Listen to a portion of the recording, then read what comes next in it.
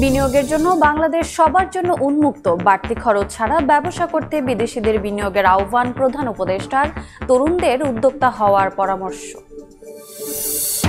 জুলাই আন্দোলনের প্রথম শহীদ আবু সাইদ হত্যায় ২৬ জনের অপরাধের প্রাথমিক প্রমাণ পেল প্রসিকিউশন, আসামির তালিকায় শেখ হাসিনা, ২ মাসে তদন্ত শেষ করার নির্দেশ।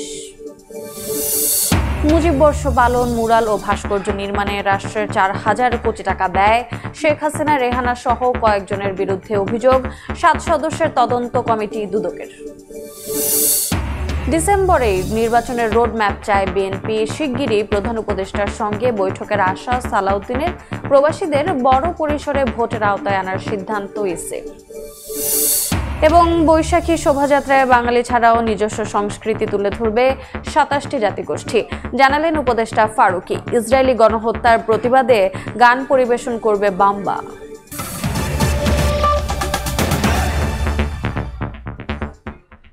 সময় সংবাদে সঙ্গে আছি আমি রোজা চৌধুরী। বিনিয়োগের জন্য বাংলাদেশ এখন সবার জন্য উন্মুক্ত উল্লেখ করে বাড়তি খরচ ছাড়া ব্যবসা করতে বিদেশিদের বিনিয়োগের আহ্বান জানালেন প্রধান উপদেষ্টা ডক্টর মোহাম্মদ ইউনূস। সকালে রাজধানীর হোটেল ইন্টারকন্টিনেন্টালে বাংলাদেশ বিনিয়োগ সম্মেলনের উদ্বোধনীতে তিনি আহ্বান জানান। তরুণদের চাকরি প্রার্থী না হয়ে উদ্যোক্তা হওয়ার পরামর্শ দিয়েছেন ডক্টর ইউনূস। জুলাই অভ্যুত্থানের পর অর্থনৈতিক চ্যালেঞ্জ মোকাবেলা করে বাংলাদেশকে এগিয়ে নিতে নানা উদ্যোগ নিচ্ছে ডক্টর মোহাম্মদ ইউনূসের নেতৃত্বাধীন অন্তর্বর্তী সরকার। বিদেশি বিনিয়োগকারীদের আকৃষ্ট করতে রাজধানীতে শুরু হয়েছে 4 দিনব্যাপী বাংলাদেশ বিনিয়োগ সম্মেলন 2025। বিভিন্ন কর্মসূচি ঘেরা এই আয়োজনের তৃতীয় দিন বুধবার সকালে হোটেল ইন্টারকন্টিনেন্টালে সামিটের উদ্বোধনী অনুষ্ঠানে যোগ দেন প্রধান উপদেষ্টা। বক্তব্যে মহান মুক্তিযুদ্ধ, স্বাধীনতা পরবর্তী ক্ষুধা দারিদ্র্যের কথা স্মরণ করে আবেগ আপ্লুত হয়ে পড়েন অন্তর্বর্তী সরকার প্রধান। 74 is a year that we cannot forget.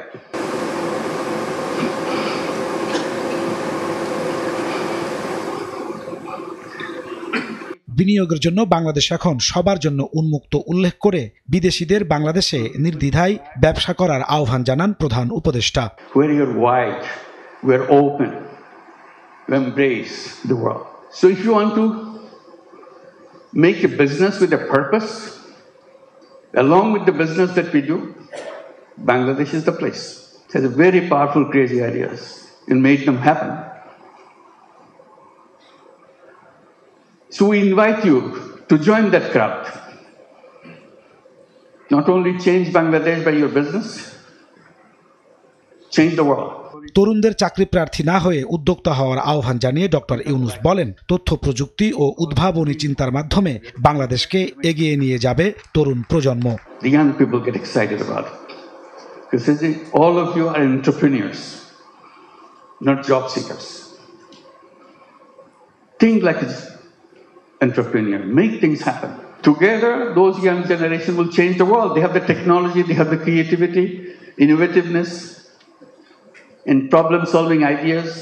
বাংলাদেশে বিনিয়োগে অসামান্য অবদান রাখায় কোরিয়ান বিনিয়োগকারী কিহাং সাংকে সম্মানসূচক নাগরিকত্ব তুলে দেন প্রধান উপদেষ্টা। আর ব্যবসায় অসামান্য অবদানের জন্য ফেব্রিক লাগবে ওয়ালটন, বিকাশ, স্কয়ার ফার্মাসিউটিক্যালসকে দেয়া হয় excellency investment award. Korean export processing জোনকে দেয়া হয় বিশেষ সম্মাননা। নাজমুস সালিহি, সময় সংবাদ, ঢাকা। বিনিয়োগ সম্মেলনের তৃতীয় দিনের সর্বশেষ খবর জানাতে হোটেল ইন্টারকন্টিনেন্টালে আছেন সহকর্মী MS আরেফিন। সরাসরি যাচ্ছি তার কাছে। আরেফিন, বিনিয়োগ সম্মেলনের তৃতীয় দিনের সবথেকে বড় খবর হলো আজকে সকালবেলা প্রধান উপদেষ্টা ডক্টর কিন্তু স্টারলিংকের অফিসিয়ালভাবে উদ্বোধন করেছেন এবং একই সাথে তিনি বিনিয়োগ সম্মেলনের উদ্বোধন করে থাকেন আজকে। এবং যেটি জানাতে চাই যে এই স্টারলিংকের উদ্বোধনের পরেই কিন্তু ইন্টারনেট ব্যবহারকারীরা এবং যে সকল সংশ্লিষ্ট ব্যক্তিরা রয়েছেন তারা কিন্তু জানিয়েছেন যে এই ইন্টারনেট ব্যবহারের মধ্য দিয়েই কিন্তু এবার হচ্ছে এই বাংলাদেশের যে তথ্য প্রযুক্তি ভিত্তিক যে খাতগুলো রয়েছে তাদের কিন্তু নতুন দ্বার উন্মোচিত হলো। কারণ এখন থেকে ইন্টারনেট বন্ধ হবার কিংবা ইন্টারনেট উন্নয়নের গতি স্লো হয়ে যাওয়ার কিন্তু সুযোগ আর থাকছে না, যেটি বিষয় আমি এখন দেখাতে চাই যে সকাল থেকেই কিন্তু আমরা যেটা দেখতে পেরেছি যে আজকে তৃতীয় দিনে বিপুল সংখ্যক বিনিয়োগকারী এবং উদ্যোক্তাদের পদচারণায় কিন্তু মুখর রয়েছে এই বিনিয়োগ সম্মেলন, এবং সকাল থেকেই তারা বিভিন্ন সেশনে অংশগ্রহণ করছেন। এই মুহূর্তে দুপুরের পরে 3টি সেশন অনুষ্ঠিত হয়েছে। এর মধ্যে আজকে গুরুত্বপূর্ণ যে সেশনটি ছিল সেটি হচ্ছে নবায়নযোগ্য জ্বালানি নিয়ে ইউরোপীয় ইউনিয়ন এবং বাংলাদেশি বিদেশি বিনিয়োগকারীদের মধ্যে যে কনফারেন্সটি হয়েছে, এবং সেখান থেকে ইউরোপিয়ান ইনভেস্টমেন্ট ব্যাংক কিন্তু একটি ঘোষণা দিয়েছে যে বাংলাদেশে আগামী 2 বছরের জন্য তারা তথ্য প্রযুক্তি খাত এবং নবায়নযোগ্য জ্বালানি সহ আর বেশ কিছু খাতে তারা তাদের বিনিয়োগ দ্বিগুণ করার আগ্রহ প্রকাশ করেছে। এবং একই সাথে আরেকটি MOU স্বাক্ষরিত হয়েছে আজকের দিনে বিনিয়োগ যে স্বাক্ষর, সেখানে কিন্তু বলা হচ্ছে যে ইউরোপীয় ইউনিয়ন বাংলাদেশের নবায়নযোগ্য জ্বালানি যে সংগঠন রয়েছে তার সঙ্গে কিন্তু প্রায় $1 বিলিয়ন চুক্তি স্বাক্ষর করেছে, যারা আর্থিক সহায়তা সহ কারিগরি বিভিন্ন সহায়তা এই নবায়নযোগ্য জ্বালানি খাতে কিন্তু তারা দিয়ে থাকবেন। এবং আরেকটু বিষয় জানতে চাই যে এই বাংলাদেশের এই আজকে এবারের বিনিয়োগ সম্মেলনে কিন্তু বেশ কিছু সুফল পেয়েছে বাংলাদেশ। গত 3 দিনের এই বিনিয়োগ সম্মেলন থেকে কিন্তু বেশ কিছু বিনিয়োগ প্রস্তাব এবং MOU স্বাক্ষরিত হয়েছে। এর মধ্যে গুরুত্বপূর্ণ একটি প্রস্তাব এসেছে চীনের কাছ থেকে, যারা বলছে যে মংলা বন্দরের পাশে তারা একটি নতুন করে অর্থনৈতিক অঞ্চল বিনিয়োগ তৈরি করতে চায়, এবং একই সাথে কিন্তু সুইডিশ একটি কোম্পানি গতকাল জাপানিজ অর্থনৈতিক অঞ্চলে 10,000 স্কোয়ার ফিটের একটি জায়গা কিনে নিয়েছে। এবং এছাড়া আরও একটি বিষয় রয়েছে যে বাংলাদেশের স্টার্ট আপ খাতের একটি অন্যতম কোম্পানি শপ আপ কোম্পানি, যাকে কিন্তু অলরেডি $1300 একটি বিনিয়োগ কিন্তু সেখানে চলে এসেছে। এবং সব কিছু মিলিয়ে এবারের বিনিয়োগ সম্মেলন থেকে কিন্তু যে ধরনের অর্থনৈতিক সংস্কারের বিষয় তুলে ধরার কথা ছিল উদ্যোক্তাদের কাছে, তারা কিন্তু সেটি দেখতে পাচ্ছেন, এবং বাংলাদেশে যে বিনিয়োগ সম্ভাবনা ও চ্যালেঞ্জ রয়েছে তারা সেগুলো খতিয়ে দেখছেন, এবং সব কিছু মিলিয়ে তারা বাংলাদেশে বিনিয়োগের জন্য একটি গুরুত্বপূর্ণ এবং সম্ভাবনাময় স্থান সেটাই কিন্তু তারা জানাচ্ছেন আমাদেরকে। এবং আজকে তৃতীয় দিনের এই বিনিয়োগ সম্মেলন নিয়ে কিন্তু সন্ধ্যা 6:30টায় একটি ব্রিফিং হবার কথা রয়েছে, যেটি ব্রিফ করবেন বিডার নির্বাহী চেয়ারম্যান। বিনিয়োগ সম্মেলন নিয়ে এই পর্যন্ত আমার কাছে ছিল সবশেষ। সরাসরি যুক্ত ছিলাম হোটেল ইন্টারকন্টিনেন্টালে। চলতি অর্থ বছরে অর্থনৈতিক প্রবৃদ্ধি কমে গেলেও আগামী বছর তা ঘুরে দাঁড়াবে বলে পূর্বাভাস দিয়েছে এশীয় উন্নয়ন ব্যাংক ADB। পাশাপাশি কমে আসবে মূল্যস্ফীতিও। ট্রাম্পের চড়া শুল্কের বিপদ কাটাতে যুক্তরাষ্ট্রের সঙ্গে সমঝোতার পরামর্শ দিয়েছে ম্যানিলা ভিত্তিক ঋণদাতা সংস্থাটি। সেই সঙ্গে রফতানি বৈচিত্র্যকরণের কথাও বলেছে ADB। অন্তর্বর্তী সরকার দায়িত্ব নেয়ার পর অর্থনীতিকে টেনে তোলার কাজে হাত দিয়েছে। ঘুরে দাঁড়াচ্ছে দেশের অর্থনৈতিক প্রবৃদ্ধি। রাজনৈতিক অস্থিরতার জেরে চলতি অর্থ বছরের প্রথমার্ধে মাত্র 1.96% প্রবৃদ্ধি হলেও দ্বিতীয়ার্ধে তা বেড়ে হয়েছে 4.48%। তবে অর্থ বছরের শেষে এই প্রবৃদ্ধি 3.9% বেশি হবে না বলে পূর্বাভাস দিচ্ছে ADB। আগারগাঁওয়ে সংস্থাটির কার্যালয়ে প্রকাশিত হালনাগাদ প্রতিবেদনে এই তথ্য তুলে ধরে বলা হয় 2025-26 অর্থ বছরের প্রবৃদ্ধি হতে পারে 5.1%, আর 10.2% মূল্যস্ফীতি নেমে আসতে পারে 8%। Control the inflation and stabilize the economy. The country needs to manage supply constraint first. To address these issues, the government has to improve the supply chain, reduce the logistics costs, and invest in reliable energy sources. ADBর মতে রাজনৈতিক উত্তেজনা, প্রাকৃতিক দুর্যোগ ও ট্রাম্পের চড়া শুল্কনীতি বাংলাদেশের জন্য challenge. তবে মার্কিন শুল্কনীতি কতটা প্রভাব ফেলবে তা এখনই বলা না গেলেও তৈরি পোশাক রফতানির ওপর নির্ভরতা কমানোর পরামর্শ দেওয়া হয়েছে। Too early to tell the exact scale of the impact on the Bangladesh economy. Of course, engaging and negotiating with the U.S. government is important, but this is a sort of short-term measure. More importantly, Bangladesh must diversify its products and markets for export going forward. বাংলাদেশের বাণিজ্য, দেশি বিদেশি বিনিয়োগ বাড়াতে খেলাপি ঋণ কমিয়ে আনা সহ ব্যাংক খাতে সংস্কারের ওপর জোর দিয়েছে ADB। ইয়ানুর শিফাত, সময় সংবাদ, ঢাকা। জুলাই আন্দোলনের প্রথম শহীদ আবু সাইদ হত্যায় 26 জনের অপরাধের প্রাথমিক প্রমাণ মিলেছে। আসামির তালিকায় থাকছে শেখ হাসিনার নাম। ট্রাইব্যুনালের প্রসিকিউশন এই তথ্য জানিয়েছে। 2 মাসের মধ্যে তদন্ত শেষ করার নির্দেশ দিয়েছেন ট্রাইব্যুনাল। এ মামলায় 4 জন আসামিকে গ্রেফতার দেখিয়ে কারাগারে পাঠানো হয়েছে। শেখ হাসিনার পতনের পর আবু সাইদকে হত্যার ঘটনায় মামলা করে পরিবার। 13 জানুয়ারি আন্তর্জাতিক অপরাধ ট্রাইব্যুনালেও আরেকটি অভিযোগ জমা দেন তারা। সেই মামলার তদন্ত একেবারে শেষ পর্যায়ে বলে ট্রাইব্যুনালকে জানালো প্রসিকিউশন, যেখানে 26 জনের বিরুদ্ধে অপরাধের প্রাথমিক প্রমাণ মিলেছে। প্রধান আসামি হিসেবে থাকছে শেখ হাসিনার নাম। ওনার ইনভেস্টিগেশনে অনেক ঘটনাই ঘটেছে, এটা তদন্তে আসবে। এই মামলার সাথে সম্পৃক্ততা থাকলে তিনি আসামি হবে। আর এই মামলাতে এই ধরনের আইসিটির মামলায় আপনারা জানেন যে একাধিক আসামি, একাধিক বিচার হতে কোনো বাধা নাই। তদন্তে এখন পর্যন্ত আমরা 26 জনের নাম পেয়েছি, কিছু তদন্ত বাকি আছে। সেই তদন্তে যদি আরও কারো নাম আসে পরের রিপোর্টে থাকবে। আর একজন সুজন চন্দ্র রায়, আর একজন শরীফুল ইসলাম এবং আর একজন হচ্ছেন মোহাম্মদ ইমরান চৌধুরী।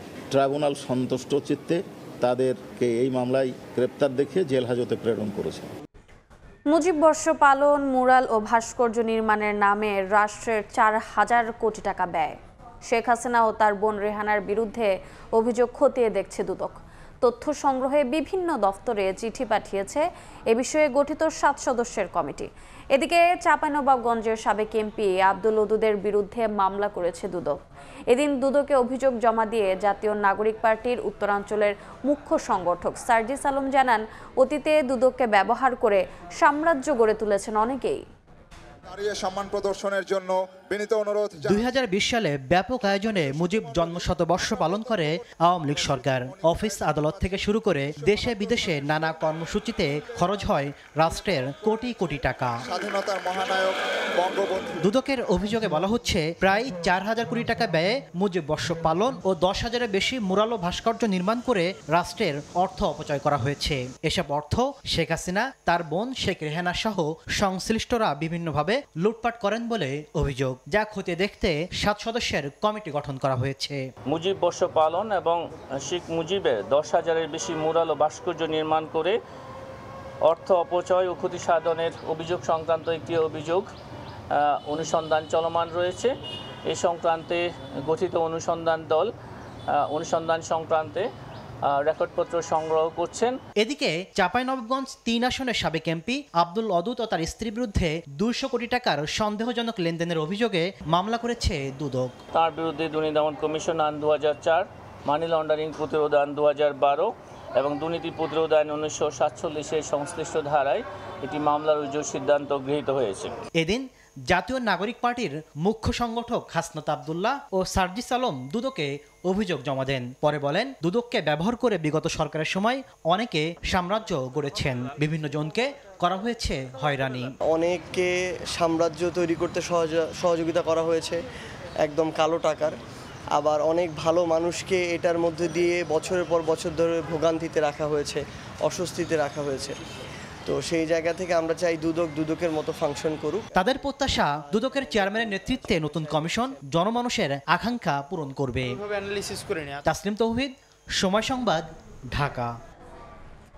ডিসেম্বরের মধ্যে নির্বাচনের সুনির্দিষ্ট রোডম্যাপ চাইতে প্রধান উপদেষ্টার সঙ্গে বৈঠক করবে বিএনপি। এজন্য সময়ও চেয়েছে দলটি। নেতারা বলছেন, আলোচনার পর পরবর্তী করণীয় ঠিক করা হবে। এদিকে সংবিধানের 15 সংশোধনীর পূর্ববর্তী অবস্থায় ফেরার পক্ষে দলটি। গুলশানে কথা বলেছেন বিএনপির স্থায়ী কমিটির সদস্য সালাউদ্দিন আহমেদ। গণঅভ্যুত্থান পরবর্তী রাষ্ট্র সংস্কারের সব দলের মতের ভিত্তিতে গঠন করা হয় 6টি সংস্কার কমিশন। আর এই কমিশনগুলোর প্রস্তাবনায় গঠন হয় জাতীয় ঐক্যমত কমিশন, যারা সব রাজনৈতিক দলের মতামত নিয়েছে সংস্কার বাস্তবায়নে। যেখানে সংবিধান ও রাষ্ট্র পরিচালনা সহ 6টি সংস্কার প্রস্তাবের উপর নিজেদের মতামত দিয়েছে বিএনপি।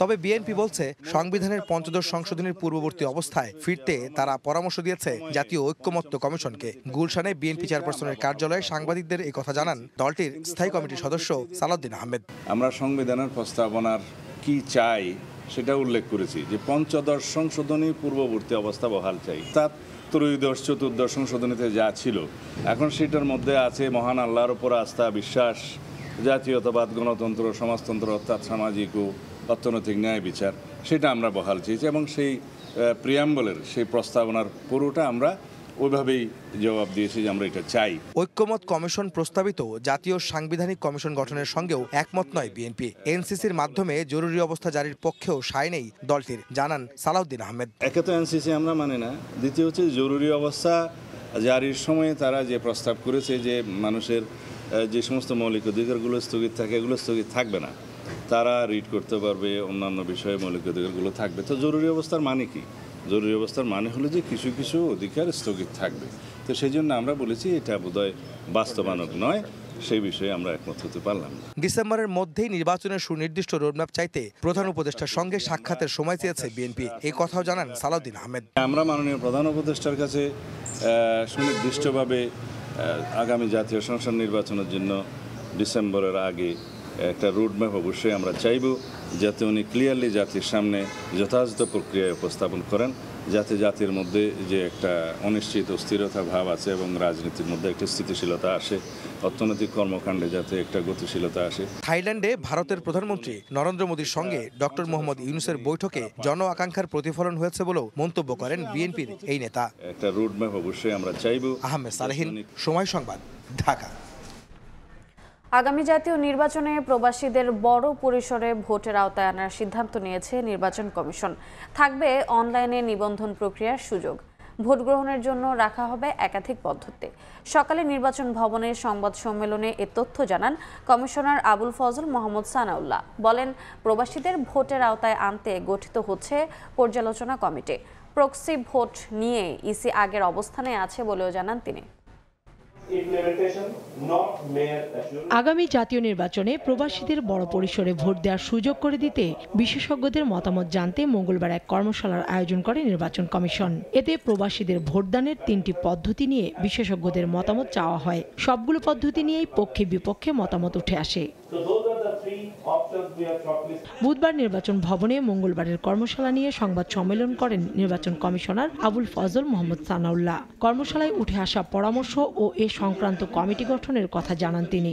যে পদ্ধতি আমরা অনুসরণ করি না কেন, প্রবাসী ভোটারদের জন্য একটা রেজিস্ট্রেশনের ব্যবস্থা রাখতে হবে। আমাদের পদ্ধতি হতে হবে একটা মিক্সড পদ্ধতি। বর্তমানে প্রবাসী বাংলাদেশিদের ভোট দেওয়ার একটা মাত্র পদ্ধতি আছে, যেটি পোস্টাল ব্যালট। এছাড়া অন্যান্য 2-3টি পদ্ধতি আছে, তার মধ্যে অন্যতম হচ্ছে অনলাইন ভোটিং এবং প্রক্সি ভোটিং। একটি অ্যাডভাইজারি টিম গঠন করব, তাদের কাছ থেকে প্রাপ্ত এই উপাত্ত নিয়ে আমরা এই পদ্ধতিগুলোকে বিভিন্ন স্টেক হোল্ডারদের কাছে প্রেজেন্ট করব।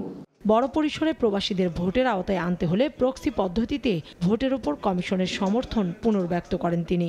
ইলেকশন কমিশনের জন্য যদি বৃহৎ আকারে আমরা ভোটারদেরকে সম্পৃক্ত করতে চাই, প্রক্সি ভোট হচ্ছে আমাদের হাতে একমাত্র অপশন। এটার বাইরে আমাদের অপশন লিমিটেড, কারণ বাকি সকল অপশনের জন্য যে পরিমাণ ট্রায়াল যেতে হবে তাতে একটা হোলসাম ডেপ্লয়মেন্ট সম্ভব না, এবং আমাদের অবস্থান এখনো ইলেকশন কমিশনের পক্ষ থেকে অপরিবর্তিত।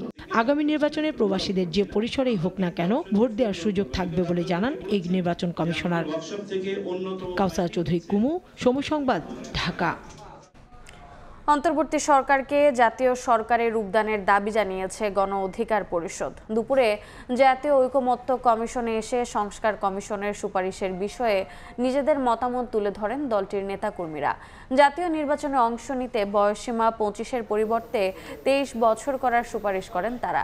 এর আগে জাতীয় ঐকমত্য কমিশন কার্যালয়ে নিজেদের মতামত জানাতে আসে বিকল্পধারা। দলটি জানায়, পৌরসভার কাউন্সিলর ও ইউনিয়ন চেয়ারম্যান নির্বাচন প্রত্যক্ষ ভোটে চায় দলটি। সংস্কার কমিশনের প্রায় সবগুলোই প্রস্তাবে তারা একমত।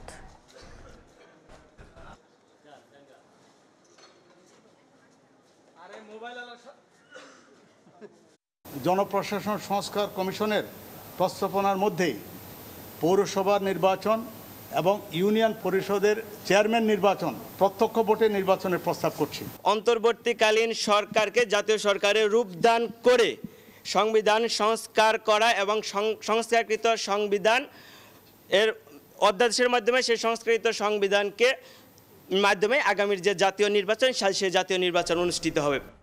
এবার বৈশাখী শোভাযাত্রায় বাঙালি ছাড়াও নিজস্ব সংস্কৃতি তুলে ধরবে 27টি জাতিগোষ্ঠী। ইসরায়েলি গণহত্যার প্রতিবাদে গান পরিবেশন করবেন বাম্বার 200 সদস্য। দুপুরে ফরেন সার্ভিস একাডেমিতে সংবাদ সম্মেলনে এ কথা জানান সংস্কৃতি বিষয়ক উপদেষ্টা মোস্তফা সরোয়ার ফারুকী। বলেন, শোভাযাত্রায় নিরাপত্তা বাহিনীর শোডাউন নয়, ফুটে উঠবে বাংলাদেশের নানা রং। হাতে বন্দুক, চোখে সানগ্লাস, সমরসজ্জায় সারি সারি আইন শৃঙ্খলা রক্ষা বাহিনী। গত কয়েক বছরে বাংলা নববর্ষ বরণে মঙ্গল শোভাযাত্রার দৃশ্য ছিল এমনই। এ এবার ভিন্নভাবে পহেলা বৈশাখ উদযাপন করতে চায় অন্তর্বর্তী সরকার। বাঙালি ছাড়াও ২৭টি জাতিগোষ্ঠীর সাংস্কৃতিক প্রতিনিধিত্ব থাকবে। নিরাপত্তা বাহিনীর শোডাউন নয়, ফুটে উঠবে বাংলাদেশের নানা রং। আমরা শুধু ঢাকা এবং পাহাড়ের কথা যে ভাবছি তা না, আমরা আসলে একদম রিমোট জায়গাতেও মানুষ যেন উৎসব করতে পারে সেটার দিকেও আমরা খেয়াল রাখছি। নববর্ষের দিনের একটা বড় আয়োজন আমরা জানি শোভাযাত্রা। সেই শোভাযাত্রা এবার বাঙালি বাদে ২৭টা জনগোষ্ঠী অংশগ্রহণ করছে। চাকমা, মারমা, ত্রিপুরা, তঞ্চঙ্গা, লুসাই, পাংখোয়া, বম, রো, চাক, খিয়াং, এরকম ২৭টা জনগোষ্ঠী। সমতলে পয়লা বৈশাখের পাশাপাশি এবার পাহাড়ে বিভিন্ন জাতিগোষ্ঠীর বৈশাখী, বিজু ও সাংরাই উদযাপনে দেয়া হচ্ছে বিশেষ গুরুত্ব। শোভাযাত্রায় এবার বাম্বার ২০০ গিটারিস্ট গানে গানে করবেন ফিলিস্তিনের গণহত্যার প্রতিবাদ। চৈত্র সংক্রান্তি ও নববর্ষের কনসার্টের পাশাপাশি থাকবে ড্রোন শো। বাম্বা প্রায় ২০০ গিটারিস্ট নিয়ে আসবে এবং তারা আহ্বান জানিয়েছে ঢাকা এবং ঢাকার আশেপাশে যত গিটার প্লেয়ার, রিদম প্লেয়ার, তারা প্রত্যেকেই যেন তাদের সঙ্গে যোগ দেয় এবং তারা আহ্বান জানিয়েছে আপনারা একটা প্যালেস্টাইনের ফ্ল্যাগ নিয়ে আসবেন এবং রক মিউজিশিয়ানরা একটা গান গাবে। আপনারা জানেন সেই গানটা From the river to sea, Palestine will be free. এবার মঙ্গল শোভাযাত্রার নাম কি হবে তা বৃহস্পতিবার সংবাদ সম্মেলনে নিশ্চিত করবে ঢাকা বিশ্ববিদ্যালয়। জুম্মান সাদিক, জ্যাভলিন, সময় সংবাদ, ঢাকা। নববর্ষ বরণের আমেজ বইছে পাহাড়ে। বৈশাখী উৎসব ঘিরে প্রস্তুতি নিতে শুরু করেছে ত্রিপুরা, চাকমা ও মারমা সম্প্রদায়ের মানুষ। শোভাযাত্রা ও সাংস্কৃতিক অনুষ্ঠানের মতো বর্ণিল সব আয়োজনে মাতোয়ারা পাহাড়িদের পাশাপাশি বাঙালিরাও।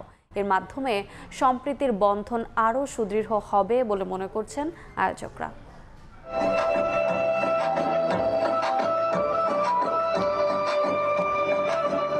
বাদ্যের তালে তালে নৃত্য, নিজ সম্প্রদায়ের সুসজ্জিত পোশাকে ক্ষুদ্র নৃগোষ্ঠীর নৃত্য প্রদর্শন, ফুটিয়ে তোলা হয়েছে পাহাড়ি ঐতিহ্য। চৈত্রকে বিদায় জানিয়ে পহেলা বৈশাখে বরণ করতে পাহাড়ে বইছে নববর্ষের আমেজ। বৈশাখী উৎসব ঘিরে প্রস্তুতি শুরু করেছেন চাকমা, মারমা ও ত্রিপুরা সম্প্রদায়ের মানুষ। বুধবার রাঙামাটিতে আয়োজন করা হয় সাংস্কৃতিক উৎসবের। বর্ণাঢ্য শোভাযাত্রায় অংশ নেন পাহাড়িদের পাশাপাশি বাঙালিরাও। সব আদিবাসী মিলে রেলি করি, তারপর নাচ গান হয় আমাদের। এই সব কিছুর মাধ্যমে আমরা আমাদের সংস্কৃতিকে আরো সামনে এগিয়ে নিয়ে যেতে পারবো। আমাদের যদি নৃগোষ্ঠী বলা হয়, আমরা যে চাকমা, মারমা, ত্রিপুরা ভুলে যাব, এই ভুলে যাওয়ার জন্য এই ব্যবস্থা। সমতলের বাংলায় হতো, মুসলিমরাও করতো, এখন কিন্তু বদলে গেছে। বাংলাদেশে এই সংক্রান্তিতে উৎসব করা একমাত্র বোধে আমরা পার্বত্য চট্টগ্রামের আদিবাসীরা টিকিয়ে রেখেছে কিছুটা এই সংক্রান্তি। এদিকে খাগড়াছড়িতেও বৈশাখীর প্রস্তুতিতে বর্ণির আয়োজন করা হয়। জেলা পরিষদ প্রাঙ্গণ থেকে শোভাযাত্রা বের হয়। এতে নিজেদের ঐতিহ্যবাহী পোশাক পরে অংশ নেন ক্ষুদ্র নৃগোষ্ঠীর তরুণ তরুণীরা। 3 দিন আমাদের জন্য হচ্ছে একটা ঐতিহ্যবাহী একটা উৎসব। এই আয়োজনে থাকছে বর্ণিল সজ্জায় বিভিন্ন জনগোষ্ঠীর সাংস্কৃতিক যে বৈচিত্র্যতা আছে তার প্রদর্শন। তো এখানে এসে আমার খুবই ভালো লাগছে। ভবিষ্যতে আমরা চাই যে এরকম টাইপের অনুষ্ঠানগুলোতে আমরা পাহাড়ি বাঙালি সবাই একত্রে মিলেমিশে থাকবো। আগামী 12 এপ্রিল ভোরে চেঙ্গি নদীতে ফুল ভাসানোর মধ্য দিয়ে শুরু হবে চাকমা সম্প্রদায়ের বিজু উৎসব। কনক আজাদ, সময় সংবাদ।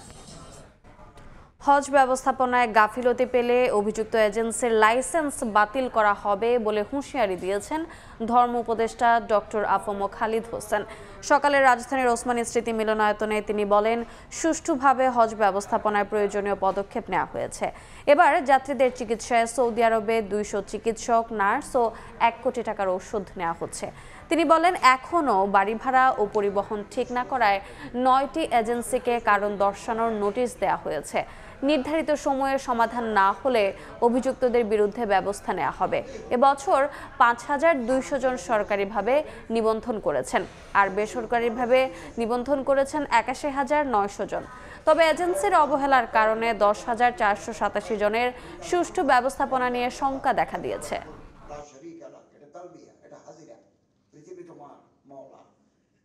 আমরা নার্স, টেকনিশিয়ান, ফার্মাসিস্ট, ডাক্তার মিলে 200 জন নিয়ে যাচ্ছি। আমাদের হাসপাতাল থাকবে, অ্যাম্বুলেন্স থাকবে, 1 কোটি টাকার ওষুধ নিয়ে যাচ্ছি আমরা। এজেন্সির অবহেলার কারণে, অব্যবস্থার কারণে মন্ত্রণালয়ের নির্দেশনা না মানার কারণে আমরা 8 বার রিমাইন্ডার দিয়েছি, শোকজ করেছি, কেন তুমি হাজিদের কাছে টাকা নিয়ে ঘর ভাড়া করছো না? নো রেসপন্স হ্যাজ ইট বিন। চলতি বড় মৌসুমে 36 টাকা কেজি দরে 3.5 লাখ টন ধান ও 49 টাকা কেজি দরে 14 লাখ টন সেদ্ধ চাল কিনবে সরকার। এছাড়া অভ্যন্তরীণ বাজার থেকে 36 টাকা কেজি দরে গম কেনার সিদ্ধান্ত নেওয়া হয়েছে। বিকেলে মন্ত্রিপরিষদ বিভাগে অর্থ উপদেষ্টা ডক্টর সালেহ উদ্দিন আহমেদের সভাপতিত্বে খাদ্য পরিকল্পনা ও পরিধারণ কমিটির সভায় এই লক্ষ্যমাত্রা ও সংগ্রহ মূল্য চূড়ান্ত করা হয়। বর্তমান অর্থনৈতিক পরিস্থিতিতে দেশে কোনো খাদ্য সংকট দেখা দেবে না বলে জানান অর্থ উপদেষ্টা। এ সময় খাদ্য উপদেষ্টা জানান, গত বছরের তুলনায় কেজি প্রতি 4 টাকা বেশিতে ধান ও সেদ্ধ চাল কেনা হচ্ছে। 24 এপ্রিল থেকে 31 আগস্ট পর্যন্ত চাল সংগ্রহ কার্যক্রম চলবে বলে জানান তিনি। এদিকে কৃষি উপদেষ্টা জাহাঙ্গীর আলম চৌধুরী বলেন, এবছর লক্ষ্যমাত্রার চেয়েও ধানের উৎপাদন বেশি হবে।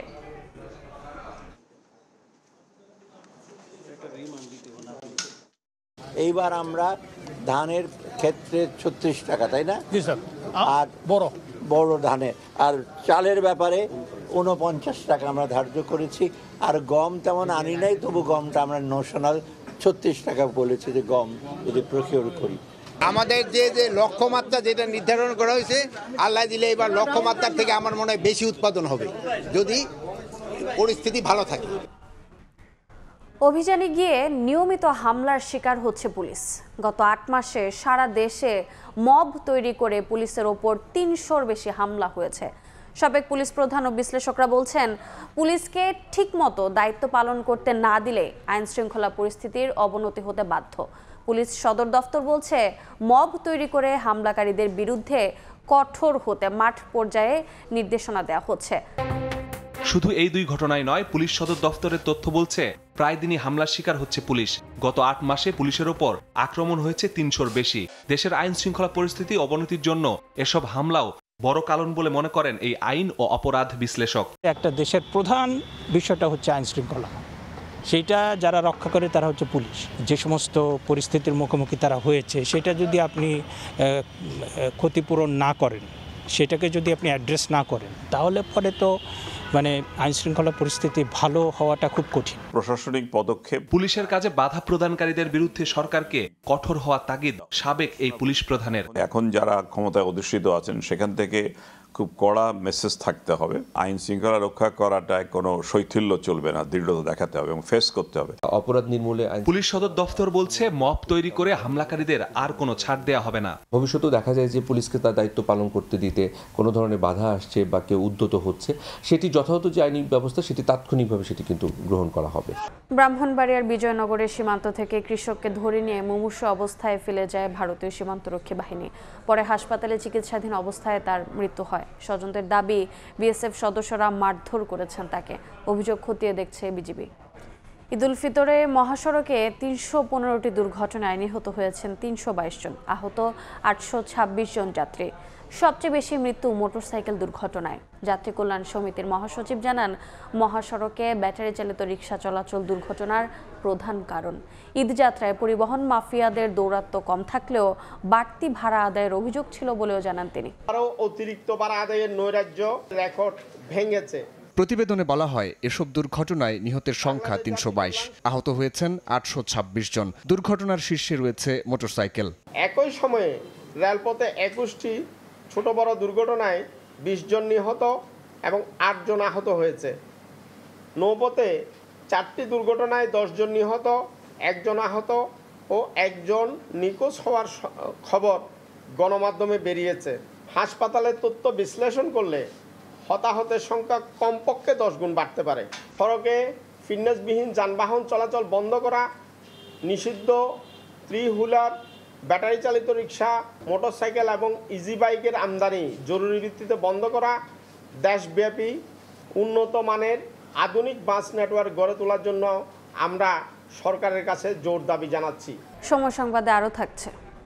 চ্যাম্পিয়ন্স লিগে রাতে উত্তাপ ছড়াচ্ছে বার্সেলোনা ডর্টমুন্ড দ্বৈরথ। জার্মান ক্লাবকে নিয়ে সতর্ক ফ্লিক। ট্রেবল জয়ের স্বপ্ন বুনছে নতুনরা। পিএসজির প্রতিপক্ষ অ্যাস্টন ভিলা। কাল থেকে শুরু হচ্ছে চলতি বছরের এসএসসি ও সমমানের পরীক্ষা। এবার পরীক্ষায় অংশ নিচ্ছে প্রায় 20 লাখ শিক্ষার্থী। এরই মধ্যে কেন্দ্রে কেন্দ্রে পৌঁছে গেছে উত্তরপত্র সহ বিভিন্ন সরঞ্জাম। শিক্ষা বোর্ড বলছে প্রশ্ন ফাঁসের গুজব ঠেকাতে মনিটরিং টিম কাজ করছে। আর জুলাই গণ অভ্যুত্থানে আহত পরীক্ষার্থীরা প্রয়োজন সাপেক্ষে বিশেষ সুবিধা পাবেন। শিক্ষা জীবনের প্রথম পাবলিক পরীক্ষা এসএসসি। এবার ফেব্রুয়ারির পরিবর্তে এপ্রিল মাসে হচ্ছে পরীক্ষা। বৃহস্পতিবার শুরু হতে যাওয়া এবারের এসএসসি পরীক্ষা অন্তর্বর্তী সরকারের সময়কালে প্রথম পাবলিক পরীক্ষা। পরীক্ষায় বসবে সারা দেশের 11টি শিক্ষা বোর্ডের 19,28,000 পরীক্ষার্থী। ইতোমধ্যেই কেন্দ্রে কেন্দ্রে পৌঁছে গেছে উত্তরপত্র সহ আনুষঙ্গিক সরঞ্জামাদি। বসানো হয়েছে সিট নম্বর, নিশ্চিত করা হয়েছে কেন্দ্রের প্রয়োজনীয় নিরাপত্তা। শেষ মুহূর্তের প্রস্তুতিতে ব্যস্ত কেন্দ্রের দায়িত্বপ্রাপ্তরা। খাতা হিসাব কিতাব গণনা করা বাছনা করা এগুলো সব কাজ হয়ে গেছে। সিট ব্যবস্থাপনাও মোটামুটি গোছানো হয়ে গেছে। আন্তঃশিক্ষা বোর্ড বলছে নানা চ্যালেঞ্জ থাকলেও পরীক্ষা আয়োজনে সব ধরনের প্রস্তুতি সম্পন্ন করা হয়েছে। প্রশ্ন ফাঁসের কোনো সুযোগ নেই জানিয়ে কর্তৃপক্ষ বলছে বিশেষ কোনো মহলের গুজব নিয়ে সতর্ক অবস্থানে আছে আইন শৃঙ্খলা বাহিনী। প্রস্তুতি সেটা আমাদের সম্পন্ন এবং আমরা কনফিডেন্ট যে আমাদের এখনো পর্যন্ত কোনো ঘাটতি আমরা দেখছি না। আইন শৃঙ্খলা রক্ষাকারী বাহিনী এবং আমাদের নিজস্ব যে মনিটরিং আছে বা বিভিন্ন বোর্ড তাদের যে ভিজিলেন্স আছে প্রত্যেকে অ্যালার্ট। এছাড়া জুলাই গণ অভ্যুত্থানে আহত অনেক শিক্ষার্থী এবার এসএসসি পরীক্ষায় অংশ নেবে। তাই পরীক্ষার হলে বসে লিখতে অক্ষম পরীক্ষার্থীরা প্রয়োজন সাপেক্ষে বিশেষ চাহিদা সম্পন্নদের জন্য নির্ধারিত সুবিধা পাবেন। পরীক্ষার্থীরা যদি আসনে বসে হল রুমে পরীক্ষা দিতে সক্ষম না হয় তাদের জন্য কি ব্যবস্থা করতে হবে সব নির্দেশনা জেলা প্রশাসকদেরকে দেওয়া আছে। তারা আহতের মাত্রা অনুযায়ী যার যে ব্যবস্থা করা দরকার পরীক্ষা সেইভাবে করবেন। অন্তর্বর্তী সরকারের প্রথম এই পাবলিক পরীক্ষায় গুজব প্রতিরোধ সহ সব ধরনের অপতৎপরতা রোধে আরও বেশি সতর্ক থাকার পরামর্শ শিক্ষাবিদদের। মাধ্যমিক পর্যায়ে অনেক কেন্দ্র নেবার প্রয়োজন পড়ে, যেগুলো সরকারের অনেক সময় অতিরিক্ত মাত্রায় নিরাপত্তার প্রয়োজন পড়ে। এবার পূর্ণ নম্বর পূর্ণ সময়ে অনুষ্ঠিত হবে পরীক্ষা। পরীক্ষাকে কেন্দ্র করে 13 মে পর্যন্ত সব ধরনের কোচিং সেন্টার বন্ধ রাখার নির্দেশনা দিয়েছে শিক্ষা বোর্ড। শাকির আহমেদ, সময় সংবাদ, ঢাকা। স্কুলের কার্যক্রম এমনভাবে সাজাতে হবে যেন শিশুদের নৈতিক শিক্ষা স্বাভাবিকভাবে গড়ে ওঠে, এমনটাই জানিয়েছেন প্রাথমিক ও গণশিক্ষা মন্ত্রণালয়ের উপদেষ্টা ডক্টর বিধান রঞ্জন রায় পোদ্দার। সকালে বাংলাদেশ ছাত্র কল্যাণ ট্রাস্টের এক অনুষ্ঠানে তিনি বলেন, বিশ্ববিদ্যালয় কেবল শিক্ষাদানের নয়, নতুন জ্ঞানের ক্ষেত্র। এ কারণে কলেজ ও বিশ্ববিদ্যালয়ের মৌলিক পার্থক্য বুঝতে হবে। শিশুদের মানসিক বিকাশে কল্পনা শক্তির বিকাশ অপরিহার্য বলেও উল্লেখ করেন উপদেষ্টা। একই সঙ্গে প্রাতিষ্ঠানিকের সঙ্গে নৈতিক শিক্ষার সমন্বয়ের ওপরও জোর দেন তিনি। আমাদের শিক্ষায় নৈতিকতা একটা গুরুত্বপূর্ণ ডাইমেনশন এবং এটা শিক্ষার একটা অংশ হওয়া দরকার।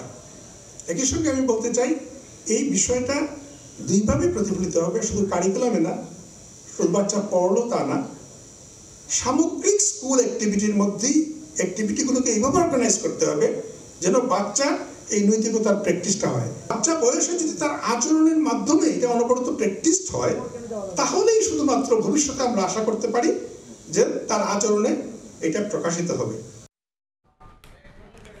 ফিলিস্তিনের গাজায় ইসরায়েলি বর্বরতার প্রতিবাদে রাজধানী সহ দেশের বিভিন্ন স্থানে আজও বিক্ষোভ কর্মসূচি পালন করা হয়েছে। সকালে ঢাকা বিশ্ববিদ্যালয়ের কলাভবনের সামনে স্বাধীন ফিলিস্তিন রাষ্ট্র প্রতিষ্ঠা ও ইসরায়েলি বর্বরতার প্রতিবাদে সমাবেশ করেন শিক্ষকরা। এ সময় তারা বাংলাদেশের পাসপোর্টে আবারও এক্সপেক্ট ইসরায়েল যুক্ত করার দাবি জানান। একই দাবিতে ইসরায়েল ও আমেরিকার পতাকা পুড়িয়ে ও জুতা প্রদর্শন করে বিক্ষোভ করেন ব্র্যাক বিশ্ববিদ্যালয়ের শিক্ষার্থীরাও। আজকের এই প্রতিবাদ আমরা করতে চাই যে আমাদের পাসপোর্টে আগের মতো এক্সেপ্ট ইসরায়েল যাতে পুনর্বহাল হয়। সারা বিশ্বের মুসলিম রাষ্ট্রপ্রধানদের সোচ্চার হওয়ার আহ্বান জানাই। দানব ইসরায়েল সরকারের কাছ থেকে আমাদের তৎকালীন সরকার স্পাইওয়্যার পারচেজ করে এবং সেটির মাধ্যমে আমাদের জনগণদের উপরে এটা মনিটরিং করে এবং তাদের উপরে নির্যাতনের একটি অস্ত্র হিসেবে তারা এটি ব্যবহার করে। এটা ধর্মের লড়াই, আপনারা মানেন এটা ধর্মের লড়াই, এটা মানবতার লড়াই অবশ্যই, এটা জিওগ্রাফিক্যাল লড়াই অবশ্যই, এটা মাটির লড়াই অবশ্যই। আমরা যে ফিলিস্তিন মুক্ত হোক, আমাদের একটাই চাওয়া একবারে, যে অনৈতিকভাবে যে গণহত্যা চলতেছে এটা চলতে পারে না। তাদের পণ্য বয়কটের পাশাপাশি তাদের পশ্চিমা ব্যবস্থাকেও বয়কট করব। ব্যাংক লুটপাটকারীদের পালিয়ে যেতে দেওয়া হবে না বলে মন্তব্য করেছেন বাংলাদেশ ব্যাংকের গভর্নর আহসান এইচ মনসুর। জানান আরও একটি ব্যাংকের বোর্ড ভেঙে দেওয়া হবে। বিআইবিএম কার্যালয়ে আয়োজিত বার্ষিক ব্যাংকিং সম্মেলনে তিনি এসব কথা বলেন। গভর্নর জানান সুশাসন প্রতিষ্ঠায় ব্যাংকগুলোতে রাজনৈতিক হস্তক্ষেপ বন্ধের উদ্যোগ নেওয়া হচ্ছে। ৫ আগস্ট রাজনৈতিক পট পরিবর্তনের পর ব্যাংক খাতে সুশাসন ফেরাতে নানা উদ্যোগ নিয়েছে অন্তর্বর্তী সরকার। কিছু ব্যাংকের পরিচালনা পর্ষদ ভেঙে দেয়া ও ভবিষ্যৎ করণীয় ঠিক করতে গঠিত হয়েছে টাস্ক ফোর্স।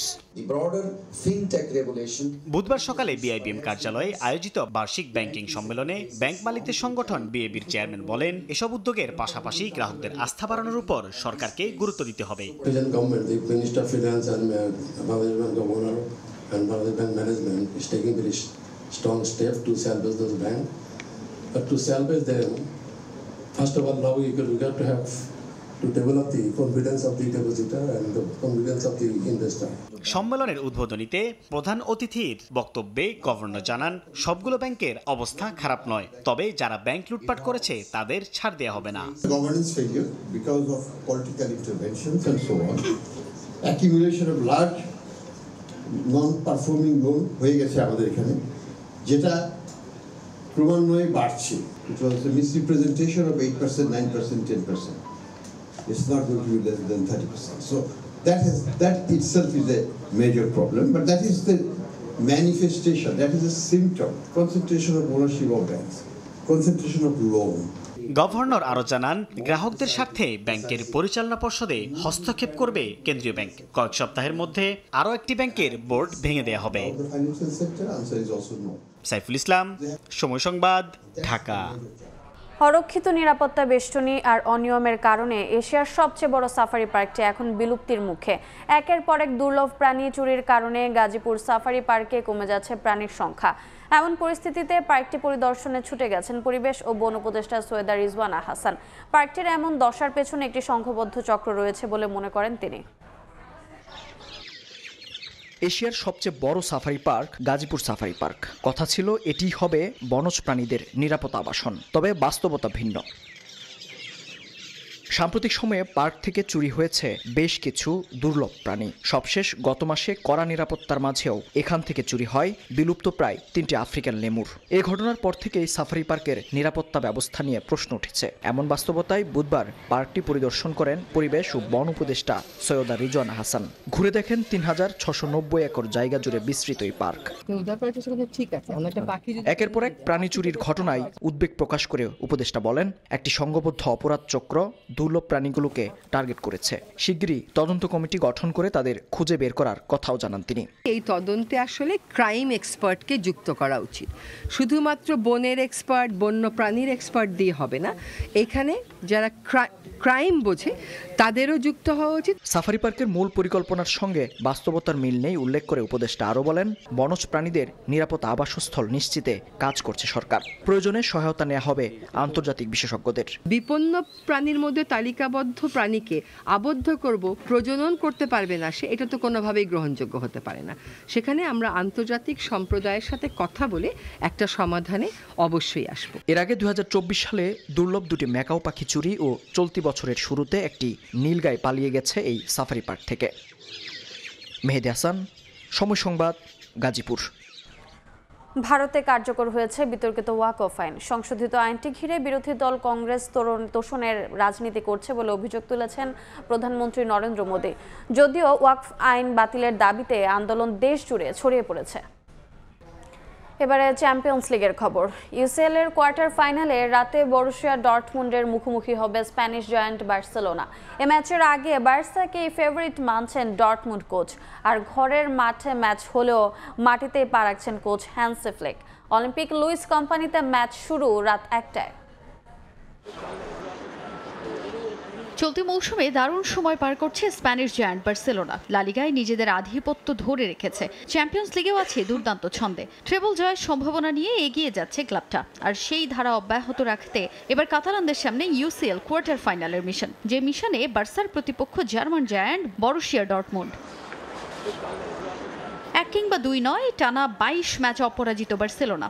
লা লিগা পয়েন্ট টেবিলেরও শীর্ষে অবস্থান দলটার। ওয়েল শেপড বার্সার সামনে ঘরের মাঠে ডর্টমুন্ডের চ্যালেঞ্জ, তবে তা নিয়ে চিন্তার কারণ নেই কাতালানদের, কেননা দলটার বিপক্ষে পরিসংখ্যান সমৃদ্ধ তাদের। যদিও বেশ কয়েকজন ফুটবলার আছেন ইনজুরিতে, দীর্ঘদিন ধরে চোটের কারণে মাঠের বাইরে আছেন টার স্টেগেন। এই ম্যাচে কোচ পাচ্ছেন না দানি ওলমো বার্নালদের, তবে ডর্টমুন্ডের বিপক্ষে তা খুব একটা ভোগাবে না দলকে, কারণ রক্ষণে বাড়তি গুরুত্ব দিয়ে সম্ভাব্য 4-2-3-1 ফরমেশনের স্কোয়াড সাজাচ্ছেন কোচ হ্যান্সি ফ্লিক। প্রতিপক্ষ তুলনামূলক সহজ হলেও তাদের সমীহ করছেন কোচ। দিকে কোয়ার্টার ফাইনালে ডর্টমুন্ডও চাইবে জয় নিয়ে এগিয়ে থাকতে, তবে বার্সা তো ছাড় দেওয়ার পাত্র নয়। সেই চোখ রাঙানিকে মোকাবিলা করতে কোচ কোভাচও শক্ত রক্ষণ করতেই মনোযোগী। সম্ভাব্য 4-2-3-1 ফরমেশনে স্কোয়াড সাজাচ্ছেন তিনি। যদিও দলের গুরুত্বপূর্ণ ফুটবলার স্কল্টারবেককে এই ম্যাচে পাচ্ছে না ডর্টমুন্ড, ইনজুরি আছে আরও বেশ কয়েকটা। বিগত 7 বছরের পরিসংখ্যানে 3 বারের দেখায় 2 জয় নিয়ে এগিয়ে বার্সা, তাই অকপটেই কোচ কোভাচ বার্সাকেই মানছেন ফেভারিট। ঘরের মাঠে কোয়ার্টার ফাইনালের প্রথম লেগ জিতে এগিয়ে থাকতে চাইবে বার্সেলোনা। তাজিন খন্দকার, সময় সংবাদ। এ পর্যায়ে শীর্ষ সংবাদগুলো জানিয়ে দিচ্ছে আরেকবার। বিনিয়োগের জন্য বাংলাদেশ সবার জন্য উন্মুক্ত, বাড়তি খরচ ছাড়া ব্যবসা করতে বিদেশিদের বিনিয়োগের আহ্বান প্রধান উপদেষ্টার। তরুণদের উদ্যোক্তা হওয়ার পরামর্শ। জুলাই আন্দোলনের প্রথম শহীদ আবু সাইদ হত্যায় 26 জনের অপরাধের প্রাথমিক প্রমাণ পেল প্রসিকিউশন। আসামির তালিকায় শেখ হাসিনা, 2 মাসে তদন্ত শেষ করার নির্দেশ। এবং মুজিব বর্ষ পালন, মুরাল ও ভাস্কর্য নির্মাণে রাষ্ট্রের 4000 কোটি টাকা ব্যয়। শেখ হাসিনা, রেহানা সহ কয়েকজনের বিরুদ্ধে অভিযোগ, 7 সদস্যের তদন্ত কমিটি দুদকের।